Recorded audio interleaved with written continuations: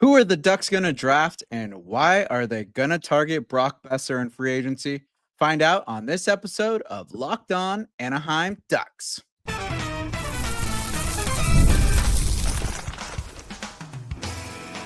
You're Locked On Ducks, your daily podcast on the Anaheim Ducks, part of the Locked On Podcast Network. Your team every day. Hello and welcome every day. Thanks for making Locked On Anaheim Ducks your first listen every day, part of the Locked On Podcast Network, your team every day. My name is Kyle Kjer. I'm a lifelong Anaheim Ducks fan, and I've spent multiple years covering collegiate sports, including college hockey. But today we're talking Anaheim Ducks. We're going to get into why the Ducks are going to be targeting Brock Boeser in free agency. And we're also going to talk about how they possibly may trade some picks for Jonathan Marchessault. And then we're going to first start off with why the Ducks should target Victor Eklund with their 10th pick. And there's a lot of great players in the draft right now, and there's a lot of battle, a lot of teams that need picks. But when looking at the balance of how everything's looking with the different prospects out there and where Anaheim needs to bolster their prospect pool, Victor Eklund just fits every single wicket that Anaheim is looking for. Now, he is their best choice for the 2025 draft. The Ducks are a little light on the right wing when it comes to their youth that's currently filled by players like Frank Vetrano and Alex Killorn. And other than that, you got Nikita Nesterenko and Sam Colangelo was in that spot. So there's little younger guys, but bringing in down in San Diego, it's mostly some veteran guys that are just kind of on that cusp of they played NHL, but they're more playing AHL. So there's not really a lot down there, and they are deep in the center position. Left wing kind of goes back and forth, but center and defenseman are kind of the main targets, at least at the top of the draft when it comes with those first 1 through 10 in the overall draft. That's usually centers and big left defensemen or right-handed shot defensemen, just those kind of unique type players. But Anaheim can kind of get lucky with Victor Eklund being a right winger because he's more likely to slip down to someone like him. If you look at current mock drafts, it's showing that he's possibly going to go to Buffalo. But I've been seeing a lot of reports and a lot of scouts, and he really seems to fit the Anaheim mold, and especially with the type of player that he has the potential to become.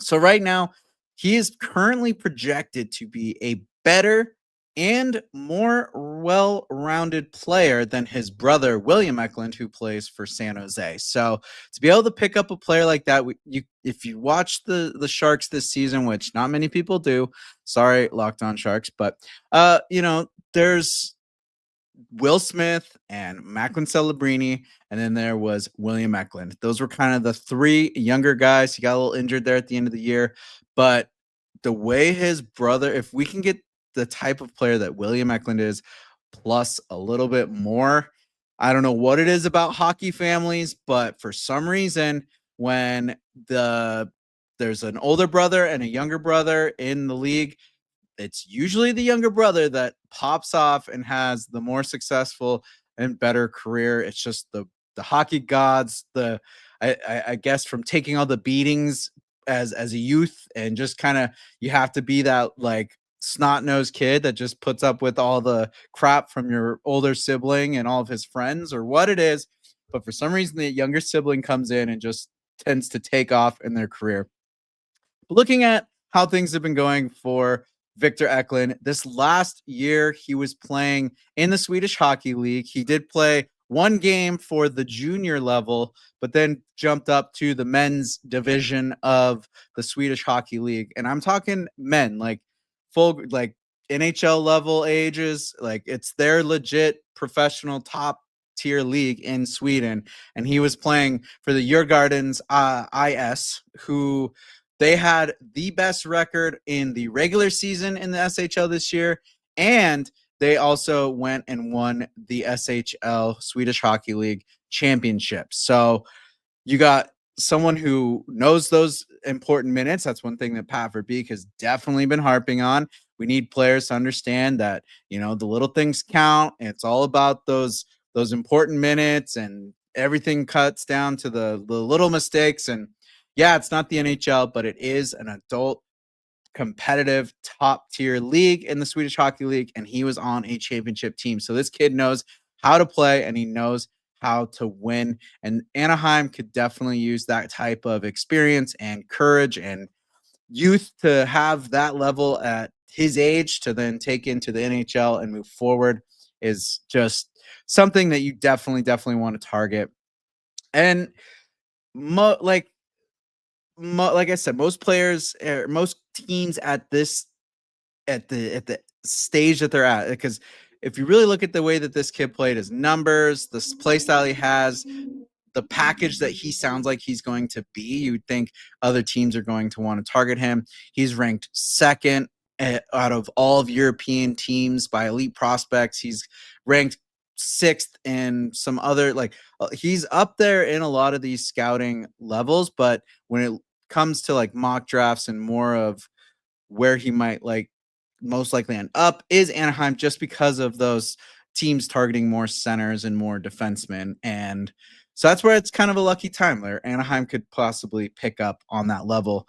And honestly, like I said, the more players that Anaheim can stock up on that have championship caliber play, that know what it's like to have those moments, that's just only going to help the team in the long run. And Anaheim already has a lot of centers. They already have a lot of defensemen. So this is the perfect guy for Anaheim to target. He's not the biggest player, but he is a absolute workhorse out there as a right winger. And Anaheim could really use someone like that, that's younger, youthful, and coming up in that right wing pipeline. So another thing that, just for some reason, Anaheim loves their Swedes. They absolutely love drafting Swedish players. There's something about it. Yeah, I don't know. Maybe they got the Samuelis like to go to Sweden or something. I don't know what it is, but there's a lot of Swedish players that come up through the Ducks prospect pool and have successful careers in the NHL, whether they're still in Anaheim or not.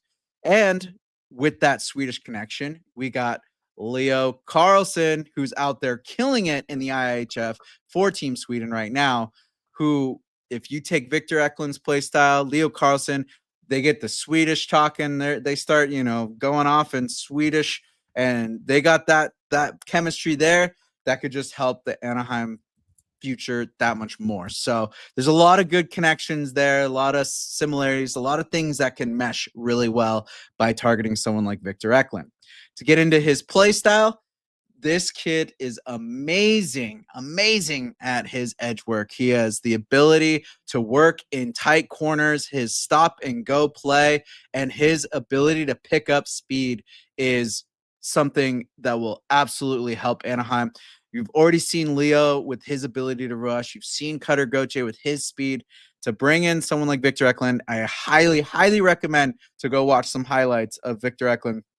This kid can gallop through from the defensive zone, through the neutral zone, and into the offensive zone. And he's an absolute workhorse out there. If he gets beaten off the puck or the puck gets taken away, he is charging right back into it. He's hitting guys. He's battling. His compete level is extremely high. And that's where that younger sibling mentality, that blood in their veins, like boils, I don't know. It's there, that you see it come out. Like, he gets bullied out the puck and he's coming even harder the next time he's coming back for you. The work never stops with him. He's got a wicked shot. His shots, like one of those shots that's quick and strong and accurate. So it's one of those that can catch goalies off guards, because the way he releases is kind of more off of his hip, and it's just bam, all of a sudden back of the net. So you're catching goalies off guards. His speed included with that shot is a package. But then he's also got the hockey IQ, his ability to make plays. He's got really good vision on the ice. And a lot of that comes from his ability to use his edge work. He's able to feint off defensemen. He's able to kind of quickly pick up a lane, see it, move, and then get the puck to where it needs to go. So he's an all around package of a player. His mitts, when it comes to stick handling, he's got decent stick handling ability. He doesn't have the silkiest mitts. He's no Patrick Kane, that's for sure. I know we've been talking about him lately, but he has the ability to combine his speed and edge work with the stick handling skills he does have, so he can burn defenders and he can get through the neutral zone pretty well and create some offensive chances that way. But the biggest thing is his compete level with his speed. Those are the two things that are really going to take him very far. Some things that some scouts and just from watching him you can see, he definitely needs to get stronger. He needs to put on some NHL weight and get used to that workout regime because he can kind of get bullied off the puck here and there. And just like every young player does, he ends up kind of trying to do too much. And sometimes rather than using his teammates, gets the puck picked off of him. But that's all stuff that can come through repetitions, training, development. He's literally about to be drafted. He's not even he's 18 years old. Like he's very, very young. There's a lot that can come out of it, and he's already at the level he's at this age. It can only go up and up and up. So Anaheim would absolutely steal with a player like Victor Eklund, and that would be him and Carlson. That the future could be very bright with those players together. But with that 10th pick, Anaheim does have a lot of draft capital already. They already have a ton of players in the pipeline. They have all this youth coming up and battling for positions. So Anaheim does kind of have that luxury to be able to trade their picks if they want. I could see them trading down from that 10th position and trying to help, you got teams like Nashville down at 23 and 26 that could possibly want to move up. They already have a pick above Anaheim. They've got like 3 first round picks, Nashville does, with all that crazy loading up of players that they did this year. But if they really wanted to move up and try to get someone else that's a little bit higher up in the draft than those 23 and 26, Anaheim could trade them, and they could trade maybe even some other rounds to Nashville for Jonathan Marchessault. And I'll tell you exactly why I see Anaheim targeting Marchessault right after this.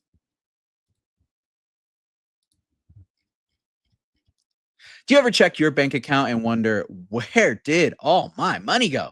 Between dining out, online shopping, and entertainment, it is easy to lose track. That's where Monarch Money comes in. It's your personal CFO, you giving you full visibility and control over your finances. Monarch Money isn't just a budgeting app, it's a complete financial command center. You can track all your accounts, investments, and spending in one place so you stop just managing your money and start building wealth. You got Memorial Day weekend this weekend, you've got summer coming up. Where are your finances at? Take the guesswork out. You don't need to deal with that stress because you already got summer coming. Relax. Use Monarch Money. It puts everything right there in front of you so you can figure it out. And like I said, you can start building your wealth today. So make sure you take control of your finances with Monarch Money. Use code LOCKEDONNHL at monarchmoney.com for 50% off your first year. That's monarchmoney.com, code LOCKEDONNHL for half off your first year.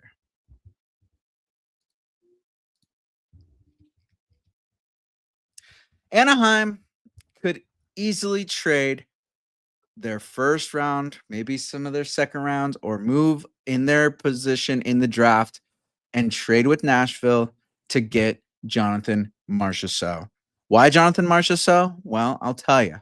Marchessault was someone that Pat Verbeek was targeting last offseason. He was him and Stamkos were 2 of Verbeek's top targets. He didn't really verify it because Verbeek's one of those guys. He doesn't want to ever give away, his secrets or whatever. But it was reported and talked there. It was very obvious that he targeted Jonathan Marchessault and Steven Stamkos, who ended up going to Nashville. Marchessault is a absolute dog of a player. We saw how things went in Nashville this year. They loaded up on all these big free agents, and it went nowhere. They tanked down to the bottom. A lot of these, there's too many big guns, too many big personalities. Whatever it was, the chemistry just wasn't there. The coaching, the environment, which is crazy because I've heard Bridgestone Arena is one of the best places to play, one of the best places to go see a hockey game, but it just didn't work out this year. It was not happening.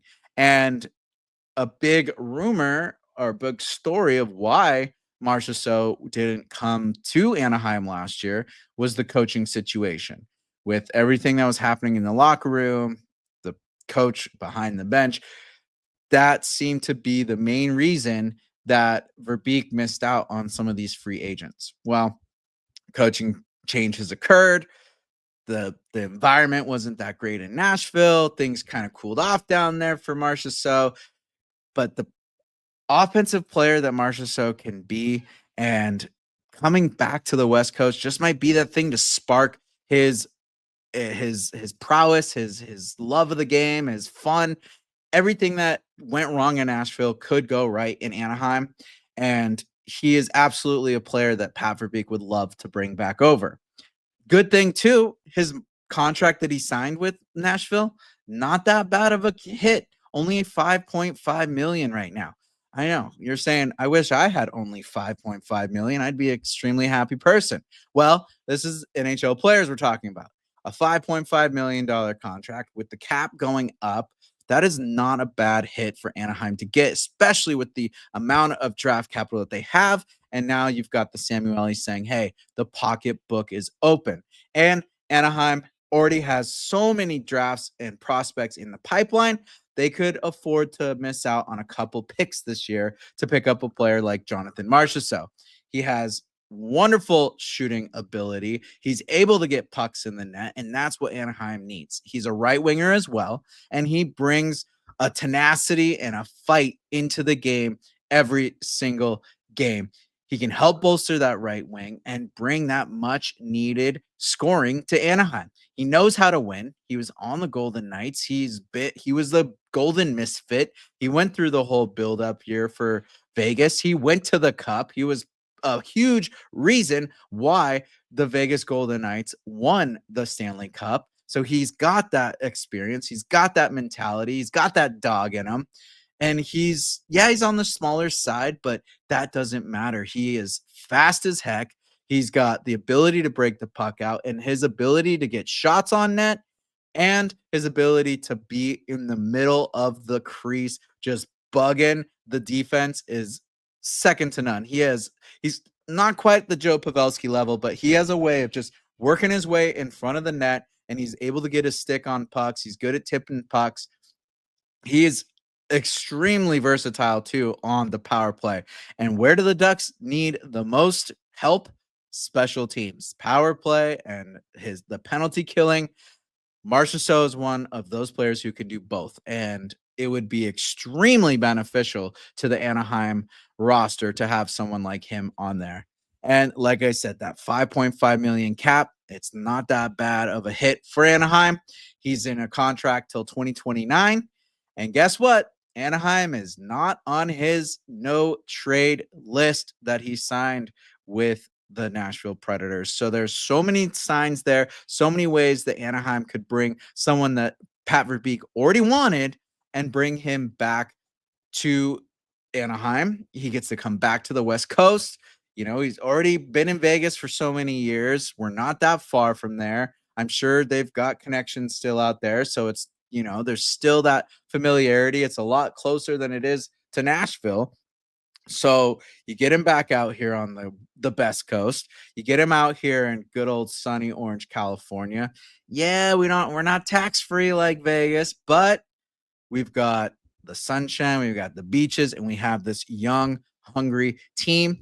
And we've got a brand new coach who is the second most winning coach in the NHL. There's a lot of great things that Anaheim can offer to Jonathan Marchessault, and there's a lot of great things that Jonathan Marchessault can offer to Anaheim. So I could easily see them targeting, and with not needing as many picks or not needing technically that higher pick, they could easily make some trades with Nashville, who's probably hungry to get some prospects in their pipeline.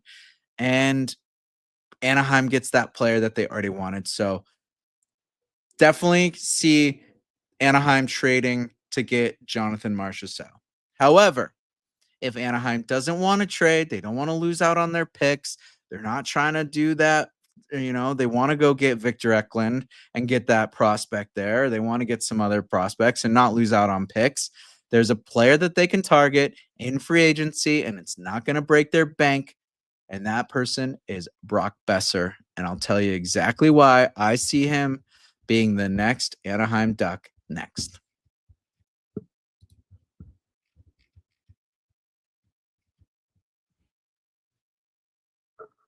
All right. I'm telling you right now, Anaheim should pick up Brock Boeser in free agency as he needs a change in scenery, both literally and figuratively.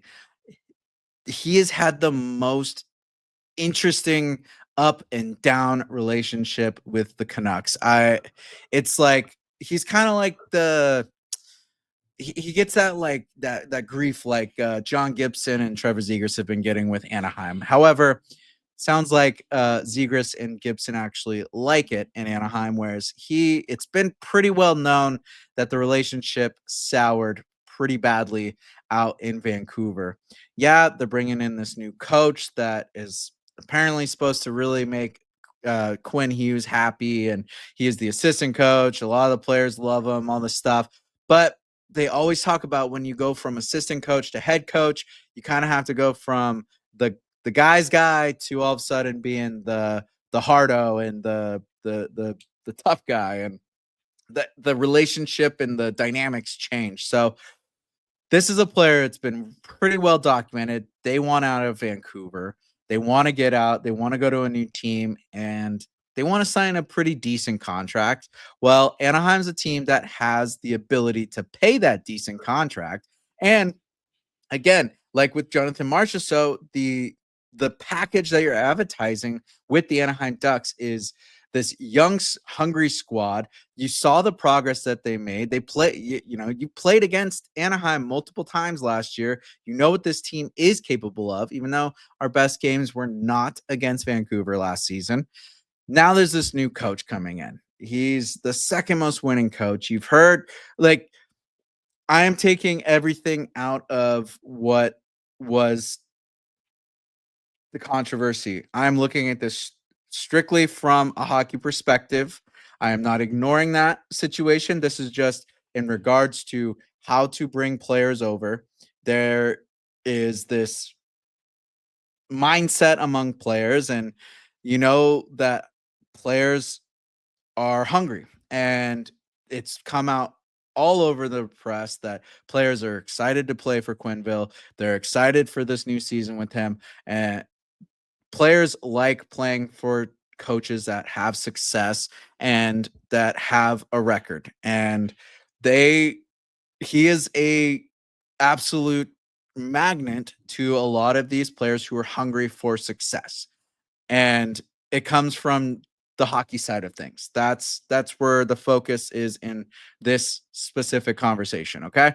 So, looking at the hockey side, they want to come play for someone who has success. They want to play for someone who's going to develop them and bring the best out of them. And you're playing with a bunch of skilled players, and Brock Boeser is an absolute sniper out there. He had 50 points last year, 25 and 25, but the year prior he had 73 points where he had 40 goals. So a little drop off this year, and that kind of came from that soured relationship that was going on in Vancouver. So you bring him into this new squad, you get him out of the drum grayness of British Columbia that is Vancouver. It's basically the Canadian Seattle. You get him out of there, you bring him down here, you get him in the sunshine, get his vitamin D back, get him pumped up, get him some vitamin C, eating some fresh oranges off the trees in the winter. You know, everything that is not in Vancouver is down here in Anaheim. It's a change of scenery, literally. It's a change of scenery, figuratively. And it's exactly the type of environment someone that's in Brock Boeser's shoes would love. And he's the type of player that Anaheim absolutely needs as well. They need offensive scoring. They need to target someone who's big, physical, willing to get into those battles, and has kind of a chip on their shoulder. Brock Boeser's that type of player. Like, he's and this is for all the girlies out there. I know there's that group of y'all out there on Twitter that are all obsessed with all the players, and I've seen your accounts. Brock Boeser, he's definitely he's a looker. He's one of those guys that can just add to the Orange County flow, if you will. So he's got a lot of great assets to his game, and he's going to be a good look on the poster as well. So you got a little bit of both worlds there with him. And he's originally from Minnesota, so coming back down to an American team, just getting back into the US and getting away from that Canadian market. Yeah, it's not Toronto, but you ask any player, the Canadian teams have the craziest media out there. The fans are crazy.